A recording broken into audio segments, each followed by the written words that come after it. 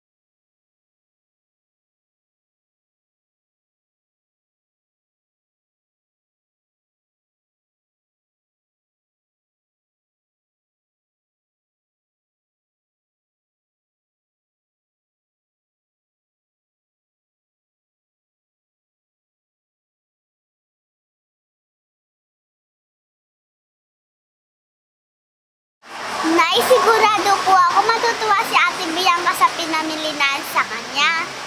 Oo, anak. Pa-thank you ko na din kay Ate Bianca mo yun. Di ba, sinurprise niyo ako nung birthday ko? Ayan, yung mga nakuha mo ba kanina, nagustuhan mo din ba? Opo, Nay. Salamat po, Nay. Malapit na yung pasukan niyo, anak. Kailangan na natin bumili ng school supplies niyo at balita ko bago yung uniform niyo, ha? Opo, Nay. Malapit na po pasukan namin. Thank you po sa lahat. Kala ko po habang buhay na akong walang nanay.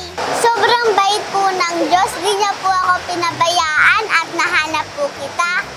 Tama ka, anak. Alam mo, Angel, kahit nilayo ka ng kambal ko sa akin dati, nagpapasalamat pa rin ako kasi napalaki ka niya ng maayos. Napakabuti mong bata. Ang bilin niya po sa akin bago siya mawala, hanapin daw po kita. At patawarin niya na po siya sa lahat ng nagawa niyang kasalanan sa inyo. Napatawad ko na siya, Angel. Basta yung importante ngayon, magkasama na tayo at hindi na tayo maghihiwalay, ha? Opo, Nay. Pwede po ba ako magtanong tungkol sa tunay na nanay ni Ate Bianca? Oo naman, anak. Ano yung tanong mo sa kanya? Nay, paano po napunta sa inyo si Ate Bianca? At nasan po ang tunay niyang nanay? Simula nung namatay yung nanay ni Bianca, ako na yung nag-alaga sa kanya. Ha? Wala na po pala yung nanay niya? Oo, anak. Pero tinuring ko na tunay na anak si Ate Bianca mo. Meron akong ikukwento sa'yo tungkol sa kanya nung baby pa siya. Sige po, Nay. Kwento niyo po.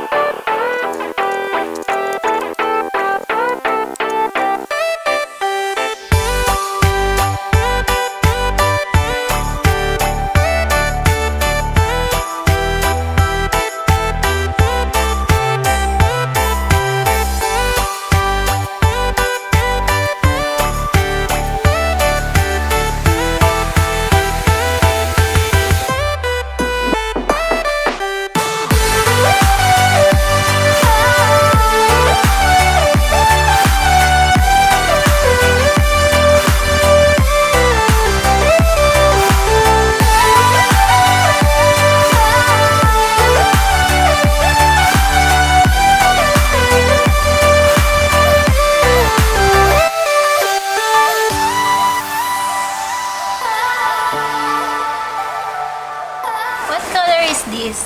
Eat. Eto. Ano? Eto. When? Eto. Peppa. Wow! Galing naman! Mayroon kang mag-sing? Sing tayo. A, B, C, D, A, B, G, J, K, L, M, N, O, P, S, T, U, V, W, X. Wow! Ang galing naman ng baby ko. Halika nga dito. Ang galing naman ni Bianca. Love, love. Love you. I love you. Tignan mo yan, no? Wow. Abi, open. Ay, sige. Open natin, ha? Ilan yung ma-open natin? 1.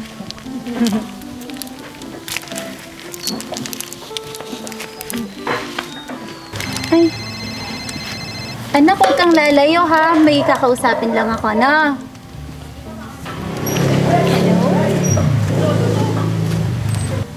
Wow, Sisa.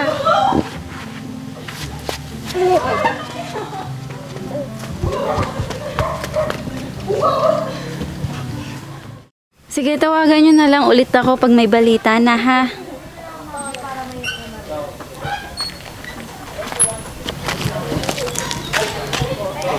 Bianca? Bianca!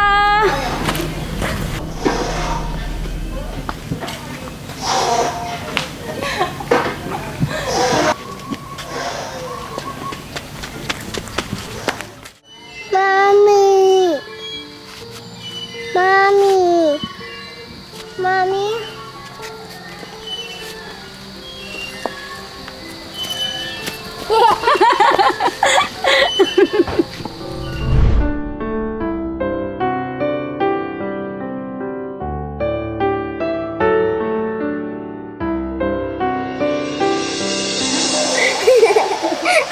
Nakakatawa naman po yun, Nay.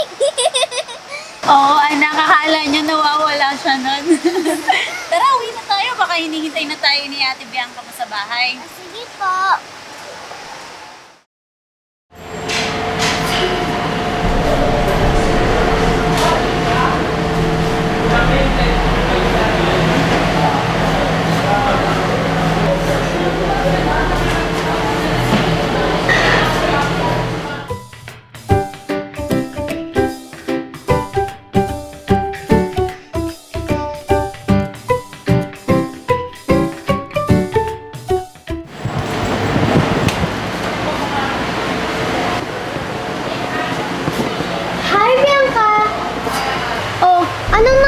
sa'yo.